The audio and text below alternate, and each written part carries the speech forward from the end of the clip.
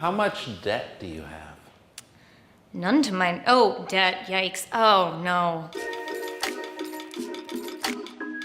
you have any debt? Debt? Debt? Debt? Debt? Debt. I don't have any current. Yeah. Everybody has debt. No, I'm not in debt. I owe no man money. I have no debt. None. None. Zero. I don't think I owe anybody anything.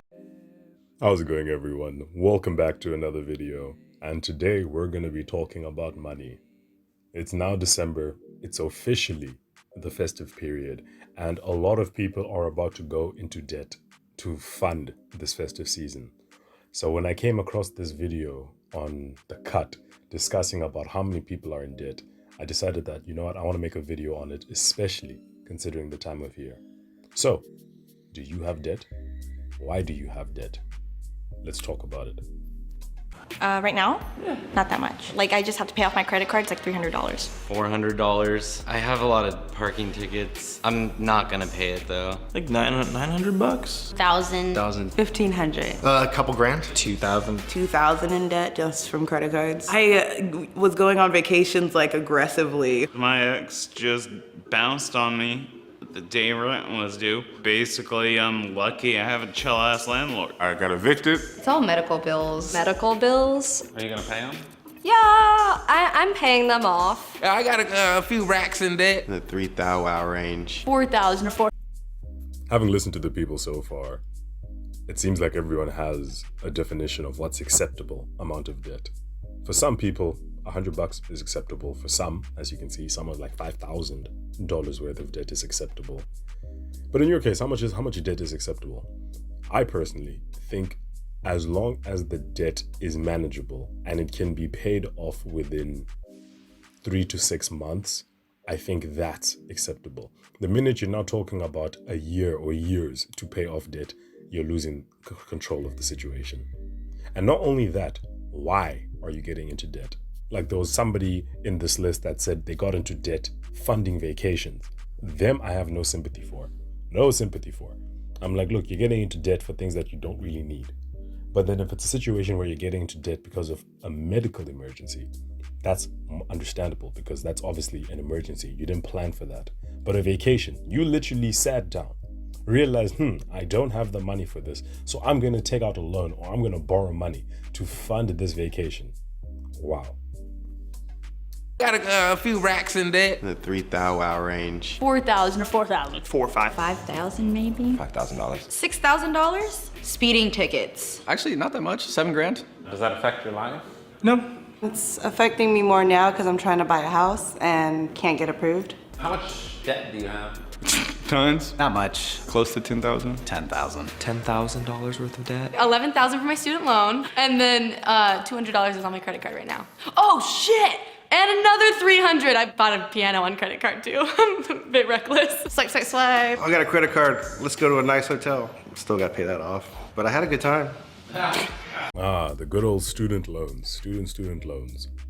I'm a big believer in people not going to university unless it will directly benefit their career. And what I mean by that, unless your profession is in the STEM fields, I really don't think university is that important.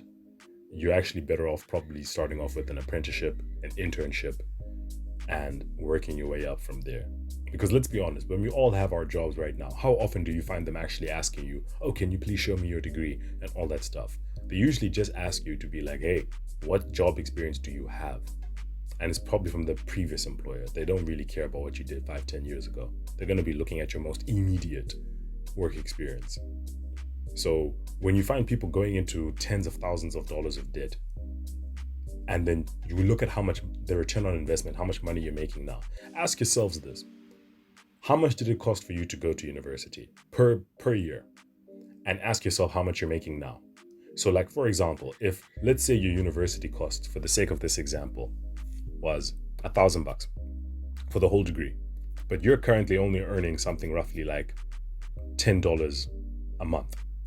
That means literally it's going to take you 8 to 10 years to even cover the cost of that degree, which is a horrible return on investment. And if you're being honest with a lot of people, you went to school and you did these degrees, are you even working in the fields that you studied in?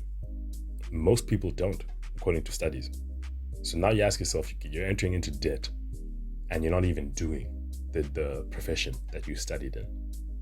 Almost gone. My grandparents. My parents. My parents paid for college. I dropped out of school, so that's the only thing that I would accrue debt from, and that doesn't happen. 50,000? 50,000. $77,000. Coming up on 80,000. Yeah. Bowling. How did you earn that? Not finishing college. Not even a degree attached to it. That example is so wild. So wild. Okay, so you have $80,000 worth of debt. $80,000 worth of debt. You don't even get the degree to show for it. This is why, quite honestly, this whole notion of, okay, as soon as you finish high school, okay, we need to go to university to do studies or something like that. I'm completely against that. Unless you know for certain that, look, I want to study in this field, I want to go down this route. Fine, cool. But if we're being honest, the majority of people, why you're going to university is not really for the degree itself. It's because all your friends from high school are doing the same thing. You don't want to be that person that's staying at home and everyone else is going off to university and college. That it's a lot of peer pressure. But imagine trying to pay off 90 grand. Just think about it.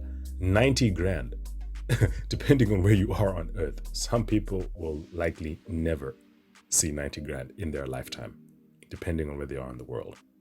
That's madness. That's why, again, return on investment. You need to look at your degree. If you're trying to go to university to try to do gender studies or something like that, you're wasting your time, you're wasting your money. But if you're going there to actually be an engineer or to enter the medical field, that makes sense because you will get your return on investment fairly quickly. Like I would say like less than 5 years, you'll get your money back, paid off, everything done. But when you see this, 80, 90,000, and you don't even have the degree to show for it, guys, really think about it when you're actually going to these universities, eh? I was in debt, decided to pay out-of-state tuition. It was like 95, and now it's like 70. How long are you gonna be paying off your student loan? I mean, foreseeable future. Sometimes I worry that I'm never gonna pay it off. What's your plan to pay it off? Marry rich. Eating ramen. I think you can survive without having a credit card. Never had a credit card. I married somebody who's really good with money. My family had debt and it was very stressful, so I'd rather just work myself to the bone than ever have debt. When I was married, we had to declare bankruptcy, but What was that experience? humiliating. We just had to file Chapter 13. It really drags you down. It's constantly on your mind, and most of the debt was medical debt. What is your debt?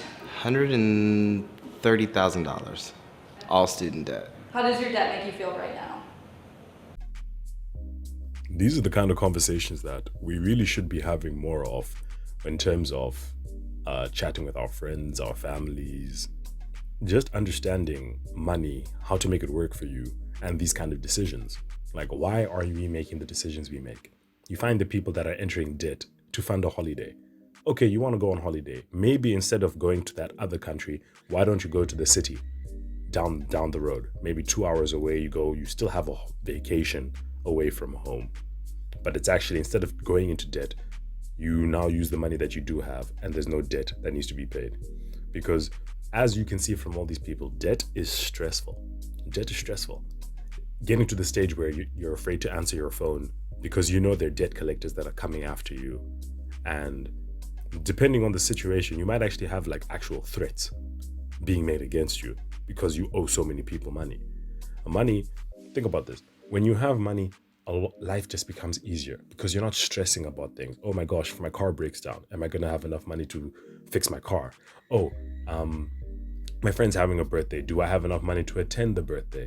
Oh, I want to buy better groceries. I want to eat healthier. Oh, instead of having to worry about, oh, can I afford to eat healthier? You're now just eating healthier. And as a result, you feel better in your mind, body, and spirit. I remember I read a quote somewhere where they said that it actually costs more money to be broke. Because when you're broke, you're ignoring the things that actually do need to be invested in, such as your bed, such as your health, and such as your car, especially if you use your car as your main source of income. Like, you know, if you're an Uber Eats driver or you're driving around, truck driver, all that kind of stuff, whatever it is. So when it comes to debt, I understand entering into debt for things that are unavoidable, like medical emergencies and stuff like that. But if you're entering into debt to, follow this Instagram lifestyle and influence of business of, oh, I just want to ball out and flex on the people, that makes no sense to me. I don't have sympathy for that. That's why nowadays, I look at situations where if somebody's like, oh my gosh, I'm so broke, I want to see the relationship between money and them. Because I've seen so many situations where somebody will be earning $50,000 a year versus somebody earning $200,000 a year, and the person earning $50,000 has more in savings than the $200,000 person. Because you can see there's the lifestyle creep. You find the $200,000 person balling uncontrollably, flashing, going on holidays, spending it on expensive cars, everything like that, but they have nothing really to show for it. Whereas the $50,000 person has savings, still enjoying their lives, and they have less stress because instead of living paycheck to paycheck, they know in the event that anything happens to them, they still have an emergency fund to fund their lives. But that's just me, guys. What do you think? Like, do you have debt? If so, how much debt do you have? If you're actually comfortable sharing that. And if not, just in general, like, what's your relationship like with money? Can you actually talk about money with your friends and family without it being a taboo subject? Because let's be honest, most people, when it comes to talking about money, people just keep quiet. But then for me, I'm like, it's something that affects our everyday lives. You watching this video, you use data to watch this video.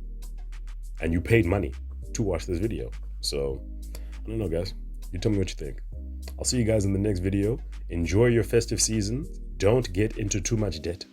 With the Christmas gifts and the traveling and everything like that. Have a good time.